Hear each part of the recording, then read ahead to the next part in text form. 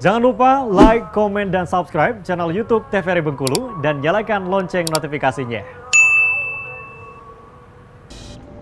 Balik lagi di Opini Obrolan Pagi ini. Pemirsa masih dengan tema yang sama, yaitu mengenal profesi jaksa, dan masih bersama dengan Bang Lanai. Gimana Bang Lanai, apakah sudah bosan di depan saya? Jawab dong. Enggak. Enggak.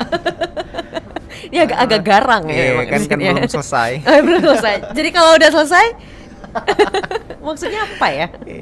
Oke, Bang, kita lanjutin lagi nih cerita unik tadi. Kan belum selesai ya ceritanya ya? Belum. Oke, jadi akhirnya berangkatlah dari Rejang Lebong. Ya, berangkat dari Rejang Lebong. Baru pada waktu berangkat ke Palembang. Kebetulan satu mobil itu semuanya yang mau tes CPNS kejaksaan semua. Oh, Jadi oke. ketemu teman-teman. Rekan-rekan ya, jadi ya. rekan-rekan di alumni Fakultas Hukum juga. Alhamdulillah dari mobil yang berangkat malam itu 2 diantaranya lolos jaksa. Alhamdulillah. Iya, alhamdulillah. Ya. Iya, kebetulan. Alhamdulillah lolos. Oke, jadi berjasa juga sopirnya ya. Berjasa. Berjasa. Ya, kalau nggak berangkat malam itu mungkin kemungkinan tetap bisa, tapi nggak maksimal. Ya mungkin bisa jadi sakit. Iya benar. Karena harus ada jeda 1 hari sebelum ngikut tes kesehatan. Karena mepet banget nanti waktunya ya. Iya. Belum lagi belajar. Belajar lagi Iya, gitu belajar ya Bang. lagi. Pokoknya kuncinya adalah belajar ya Iya, Bang ya. belajar. Oke. Nah, ini kan Abang udah mengambil keputusan untuk nanti seumur hidupnya menjalani profesi sebagai jaksa Iya. ya. Amin, semoga nanti Amin. lolos ya Bang ya. Iya. Nah, artinya nih seumur hidup nanti tuh akan berhadapan dengan berbagai macam masalah. Iya. Apakah sudah siap dengan itu? Kalau ditanya siap atau enggak, tentu sangat-sangat siap. Oke. Karena memang masuk ke sini bukan asal-asal masuk. Misal ada kesempatan, ada CPNS, ngikutlah. Iseng-iseng ikutan. Yeah. Bukan. Karena memang masuk ke kejaksaan ini memang yang pertama memang sudah cita-cita, yang kedua memang sudah dengan penuh pertimbangan. Makanya untuk menjadi seorang jaksa, khususnya menjadi seorang pegawai kejaksaan itu tidak boleh manja. Makanya anak manja dilarang masuk kejaksaan. Ya, wow. Kenapa seperti itu? Karena memang kita ada surat perjanjian yang kita tanda tangani, pernyataan yang kita tanda tangani ketika mendaftar bahwa siap ditempatkan di seluruh wilayah NKRI. Jadi bisa ditempatkan di Sabang sampai Merauke, Sabang sampai Merauke. Dan itu nggak main-main. Bahkan itu ada senior saya itu yang lulus 2021, kemarin lulus BPJ, itu ditempatkannya itu waktu itu di Papua. Di Papua. Jadi SK keluar ditempatkannya kalau nggak salah di Papua Barat, kalau nggak salah di Papua. Ya, jadi memang akan terlempar sangat-sangat jauh. Makanya kalau bagi orang yang tidak bisa jauh dari keluarga, tidak bisa hidup mandiri, lebih baik mengurungkan niatnya untuk masuk ke kejaksaan.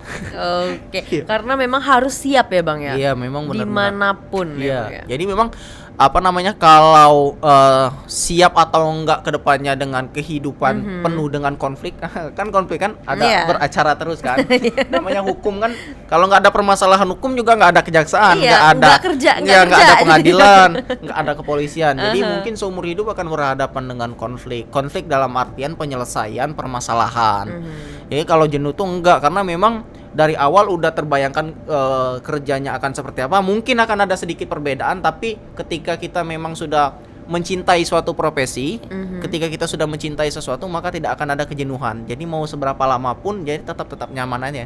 Kecuali kita tidak mencintai profesi tersebut, maka ketika profesi tersebut tidak kita cintai, maka akan cepat timbul rasa jenuh. Awalnya senang, tapi lama-lama jadi jenuh. Tapi kalau kita memang benar-benar mencintai dari hati, tidak ada kata jenuh. Wow, karena dari hati Iya. ya. Karena dari hati insya Allah tidak ada kata jenuh itu ya Bang ya.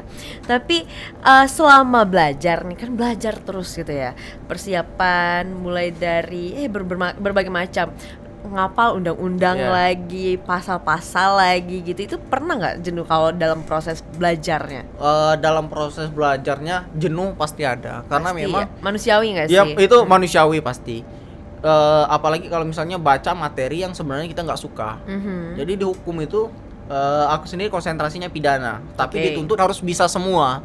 Jadi orang nggak tanya ketika kita kembali kepada masyarakat, orang tahu kita sarjana hukum, orang nggak tanya kamu sarjana hukum pidana, sarjana hukum perdata atau tata usaha negara. Yang orang tahu kita sarjana hukum dan tahu seluruh tentang hukum. Jadi mungkin itu sih salah satu tuntutan yang menjadi tantangan untuk belajar. Makanya ketika mempelajari suatu materi yang tidak kita sukai dalam tanda kutip, yang kita kurang sukai itu sering merasa jenuh. Jadi baca sedikit udah pusing, baca sedikit udah pusing, baca sedikit udah pusing. Makanya aku kalau susah tidur biasanya baca materi yang nggak disukai. Jadi karena langsung cepat tidur. Jadi biar bisa Biar bisa tidur. cepat tidur. Oh, jadi bisa dicontek nih Iya. pemirsa Kalau caranya. udah baca misalnya tentang sengketa hukum internasional atau Iya. baca tentang kasus-kasus perdata udah pasti pusing tidur. Tidur. Pasti tidur nanti tuh. Iya pasti ketiduran pasti habis itu. Nah, tapi kan nggak bisa berlarut-larut nih waktu itu dengan fase kejenuhan. Iya. Waktu itu gimana cara abang untuk mengalihkan gitu loh? Untuk mengalihkan sebenarnya karena memang ada kejenuhan, Mhm. tentu yang tempat pengalihan itu ya dimotivasi sih. Makanya motivasi itu menjadi penting. Ketika kita jenuh terhadap sesuatu, maka kita akan mengingat kenapa kita memulai.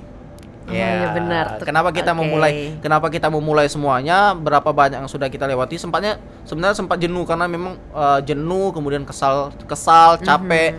Karena memang banyak sekali yang harus dipersiapkan pada waktu itu, mulai dari pemberkasan, pembelajaran. Tapi ketika merasa jenuh, istirahat, kebangun lagi, teringat kenapa kita memulai. Akhirnya dengan motivasi yang kuat, lanjut lagi belajar. Oke, jadi motivasinya adalah alasan kenapa mulai Iya, sendiri. kenapa memulai. Oke. Nah, ini selama proses nih pasti ada cerita suka dan dukanya. Aku tapi pengen dengarnya dari dukanya aja. Iya. Boleh di-spill dikit nggak tuh dukanya? Ya dukanya kurang tidur, Aha. kemudian juga makan juga nggak teratur karena memang belajar secara ugal-ugalan kalau bahasa anak muda sekarang kan, Oke. belajar secara Ugal-ugalan. belajar secara ugal-ugalan, kemudian juga mungkin Aha.